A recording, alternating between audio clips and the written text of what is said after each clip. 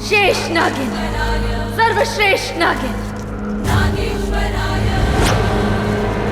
रुद्र, तुझे तो पता भी नहीं कि तूने क्या किया है, पर तूने जो किया है उस पाप का ना कोई पश्चाताप है, ना कोई माफी है। तुझे सिर्फ सजा मिलेगी मेरे पापा के खून के लिए। मैं तुझे नहीं बख्शूंगी, तुझसे बदला लूंगी मैं।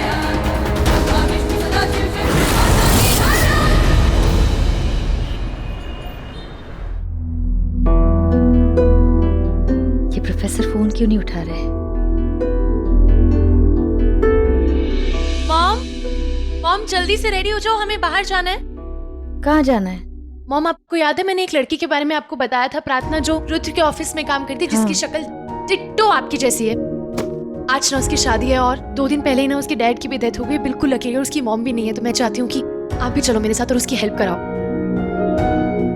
डैड लिसन ना, आपको भी चलना होगा।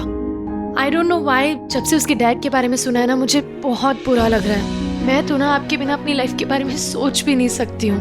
बेटा, अब किस्मत का लिखा हुआ कौन बदल सकता है? क्या पता कल मैं तुम्हारे बीच रहूं ना रहूं। नो डैड, मैं आपको कहीं नहीं जाने दूंगी। ये सुन के अच्छा लग रहा है कि हमारी अनमोल को किसी की हेल्प करनी है, पर कुछ परवाह नहीं मॉम, आप लोग चल रहे हो। उसके पास कोई भी नहीं है, वो अकेली है मॉम। मैं चाहती हूँ कि आप दोनों ही उसका कन्यादान करो। कन्यादान? इस बात से उसे कोई एतराज? मॉम उसकी टेंशन मतलब, वो सब मैं देख लूंगी। मैं जब भी उसे देखती हूँ ना, एक अलग सी फीलिंग आती है। शायद उसका चेहरा आपसे मिलता है इसलिए। बट प्लीज मॉम चलो ना। तो ठीक है बेटा, हम उसकी शादी में भी जाएंगे और कन्यादान भी करेंगे। Now you happy? Very happy, thank you. चलो फटाफट अभी रेडी हो जाओ, हमें निकलना भी। अब एक काम करो, तुम दोनों निकलो। मुझे कुछ इम्पोर्टेंट काम है रुद्र के साथ, मैं वो खत्म करके आता हूँ। ऑलराइट? चलो मॉम, मैं फटाफट रेडी हो जाती हूँ। और ये मैं आपके लिए साड़ी लेकर आई हूँ और उसमें आपके स्लीपर्स हैं। मैं जा रही हूँ रेडी होने। ओके? मैं ये सब करूंगी अपनी बेटी के लिए, क्योंकि कुछ ही दिनों में इसकी शादी होगी। तो इसकी हर छोटी मोटी पसंद, ख्वाहिश सब मैं पूरी करूंगी। लेकिन साथ साथ मैं प्रोफेसर को भी ढूंढूंगी, क्योंकि अगर ऋषभ और रुद्र दोनों किसी की तलाश कर रहे हैं, क्यों? इन सारे सवालों के जवाब सिर्फ वही दे सकते हैं, प्रोफेसर जीत पाटिल। कहाँ होंगे वो? मानव, ये लोग कौन है? प्रार्थना, ये सब मेरे रिश्तेदार हैं। मैंने शादी के लिए हाँ तो कर दी, पर अभी शादी कैसे? अभी तो मैंने अपने पापा के कातिलों से बदला भी नहीं लिया। मानव, ये सब क्या है? इतनी सारी तैयारियां। I mean, ऑफ कोर्स प्रार्थना, शादी है। अब तुम भी अंदर जाओ और जाके तैयार हो जाओ फटाफट। पर मानव, मुझे शादी मेरे घर करनी है। देखो प्रार्थना, तुमने अभी अभी अपने पापा को खोया है। तुम्हारा घर मातम का घर। मेरा मानना है शादी यहाँ होगी तो बेटर होगा। वैसे भी हम शादी कर रहे हैं तुम्हारे पापा के लिए, और वो जहां भी हैं भगवान उनकी आत्मा को शांति दे। और तुम्हारे पापा की फोटो भी साथ लेके आया हूं। इसका मतलब ये है कि अब वो हमेशा तुम्हारे साथ रहेंगे। चलो अब तुम अंदर जाओ और फटाफट जाके तैयार हो जाओ।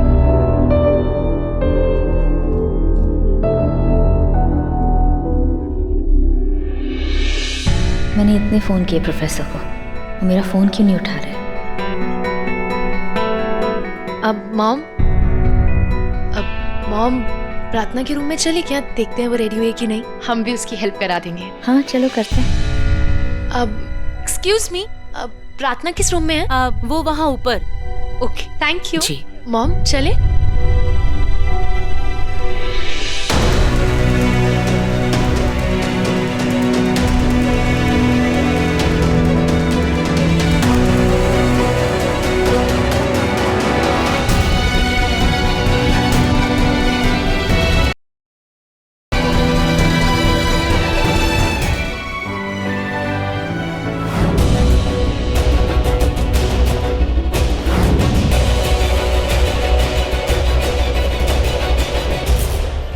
मेरी माँ के पति ने मेरे पापा को मार दिया।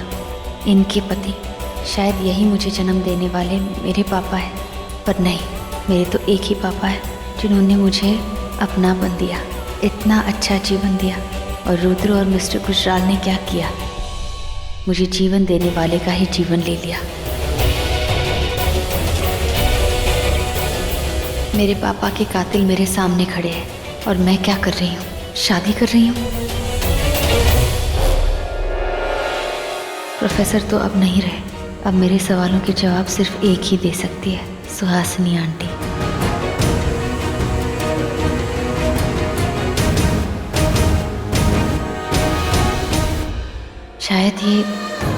शायद नहीं, यही मेरी बेटी है, पर मैं इसे एक दिन भी पाल नहीं सकी, इसका ध्यान नहीं रख सकी और ना ही रख सकती हूँ, ना ही किसी से कह सकती हूँ कि ये मेरी बेटी है। गलती से या पता नहीं कैसे गलत बच्ची मेरे पास आ गई।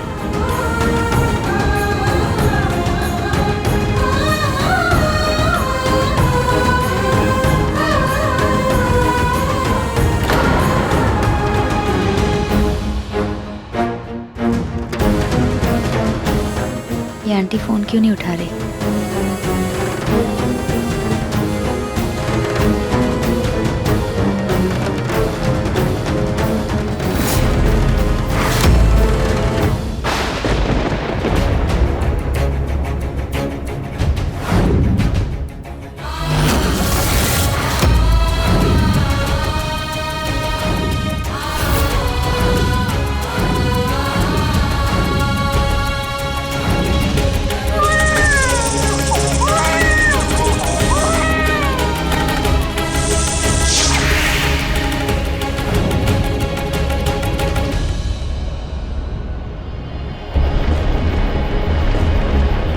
सुहासिनी आंटी।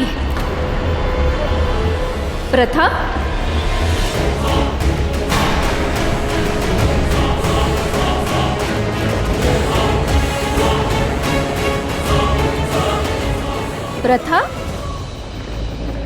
प्रथा तुम इतनी तूफान में यहाँ? ये तूफान आपने लाया है मेरी जिंदगी में, आपने किया है ये सब, और वो भी जानबूझ के। क्यों किया आपने ऐसा? मैंने क्या किया? आपने मेरी बेटी बदल दी, मुझे गलत बच्ची दे दी। अनमोल मेरी बच्ची नहीं है, प्रार्थना मेरी बेटी है। प्रार्थना, आपने क्यों ऐसा किया? हाँ, मैंने ऐसा किया क्योंकि मैं तुमसे नफरत करती हूँ। मैं नहीं चाहती थी कि तुम अपनी बच्ची के साथ रहो, इसलिए मैंने तुम्हें उससे दूर कर दिया। हाँ, मैंने ऐसा किया। मैं तुम्हारी दोस्त नहीं, मैं तुम्हारी दुश्मन हूं, समझी तुम? तो ये बात है? ये बात है। राधा, क्या वाकई तुम्हें लगता है कि ये सब कुछ मैंने किया है? ये सब कुछ उस प्रोफेसर ने किया है।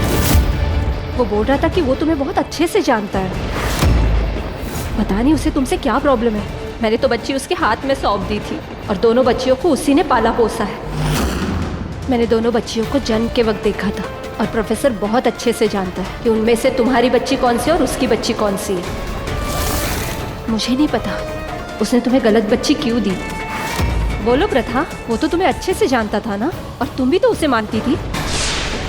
बोलो, तुम्हारे साथ उसने ऐसा क्यों किया? तुम्हें पता है, जब मैंने प्रार्थना को देखा मैं तब भी समझ गई थी कि वो बच्ची तुम्हारी है। तो आपने मुझे ये सब क्यों नहीं बताया? कैसे बताती प्रथा? तुम और ऋषभ अनमोल को इतना प्यार कर रहे थे, तुम तीनों साथ में इतने अच्छे थे, खुश थे, और वहाँ पर प्रार्थना और प्रोफेसर। मैं कैसे दो परिवारों में आग लगाती, बताओ मुझे। और अनमोल इतनी हंसमुख बच्ची और प्रार्थना इतनी प्यारी, इसलिए मैंने किसी से कुछ नहीं कहा।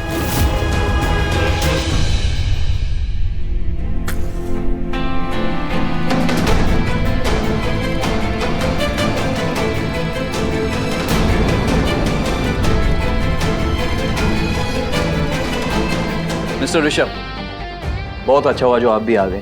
क्या पता आपसे हमें कोई हेल्प मिल जाए। वैसे भी आप आर्मी में थे और आपने हमारी और इस देश की बहुत रक्षा की है और हेल्प भी की है। मिस्टर ऋषभ, क्या आप जानते हैं ऐसा कौन सा जानवर है जो किसी इंसान को इस तरीके से मार सकता है? कौन है जो किसी को इतनी ऊंचाई तक लेके जाके फेंक सकता है? सर उसे राक्षस कहते हैं। मतलब? सर कहते हैं कि छोटे छोटे शहरों में अफवाहें हैं और हमारे देश की मान्यता है कि कुछ जानवर और इंसान का 100 रूप मिलकर अगर एक हो जाए वो इंसान और जानवर से भी कई गुना बड़ा हो सकता है। पर ये सर अफवाहें हैं, ना कि सांप या रीछ ने। सांप? Yes sir. सांप क्यों कहा तुमने? सर बचपन में सुना था, हमारी नानी कहती थी कि अगर कोई नागिन इच्छाधारी हो जाए तो वो किसी भी इंसान का रूप ले सकती है। 100 साल की तपस्या के बाद एक सांप को शिव जी का वरदान मिलता है कि वो किसी भी इंसान का रूप ले सकता है। इन सांपों को नाग और नागिन कहते हैं। इस वरदान के बाद वो अपने आकार से भी कई गुना बड़ा हो सकते हैं सर। क्या ऐसा हो सकता है? ऐसा सुना है सर।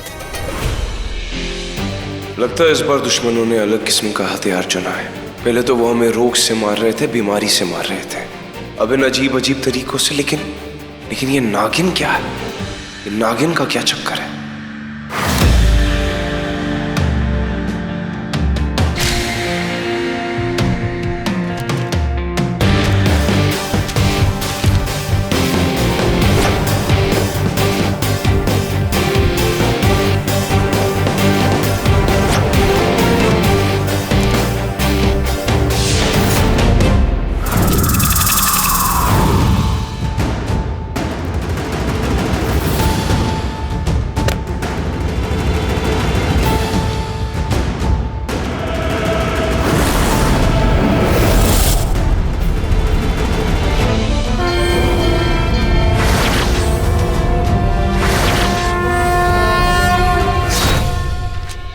वासुकी शेष मंदिर, देश का प्राचीन काल मंदिर। मुगल काल के जमाने में इस मंदिर को लूटने की कोशिश की गई थी। करोड़ों साल से स्वयंभू वासुकी शेष मंदिर है। ये विष्णु जी की का एक जागृत मंदिर माना जाता है। कहते हैं यहाँ स्वयं विष्णु जी विराजते हैं।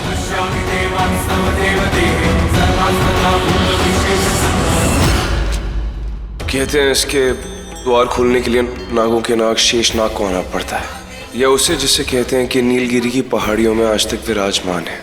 पर वो यहाँ है या नहीं, ये बात कोई नहीं जानता।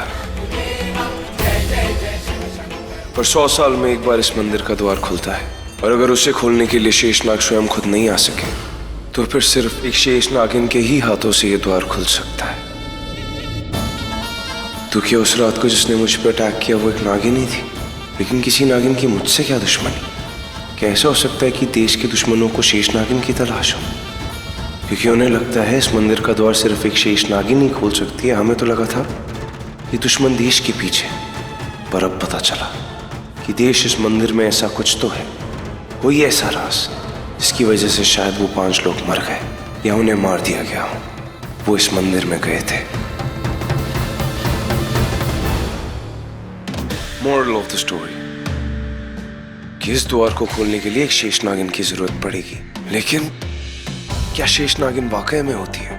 क्या वाकई में 100 साल में वासुकी शेष जी ऐसा कोई वरदान देते हैं जिससे ये द्वार खुल सके? कहीं ये वो दुश्मन भी उसी शेष नागिन को इसी द्वार के लिए तो नहीं ढूंढ रहे? इच्छाधारी नाग नागिन 100 साल की तपस्या के बाद उन्हें शिव जी का एक वरदान मिलता है, जिसके बाद ये इंसानी रूप धारण कर सकते हैं। क्या ऐसा हो सकता है कि एक नाग या नागिन को 100 साल के बाद शिव जी का वरदान मिले? क्या नाग नागिन को इंसान का रूप मिल सकता है? पर क्या ये शेष नागिन वाकई में होती है? क्या वाकई में वो एक इंसान का रूप धारण कर सकते हैं? वाकई में उन्हें शिव जी का एक वरदान मिलता है? अब सारे सवालों के जवाब इसी मंदिर में मिलेंगे। 100 साल के बाद ये द्वार खुलेगा, पर ये तारीख तो बहुत पास है। शेष नागिन, करोड़ों लोग आते हैं यहाँ पर इस मंदिर में पूजा करने के लिए। शेष नागिन, लेकिन जो ये 5 लोग मरे, इस नागिन का उन लोगों से क्या कनेक्शन है? नागिन तो है और मैंने तुम्हें देख लिया है। तुम सच में नागिन ही थी, पर तुम आखिर चाहती क्या? तुम्हें देख के इतना तो मैं समझ चुका हूँ कि उन 5 मौतों और इस मंदिर से तुम्हारा कोई गहरा रिश्ता है।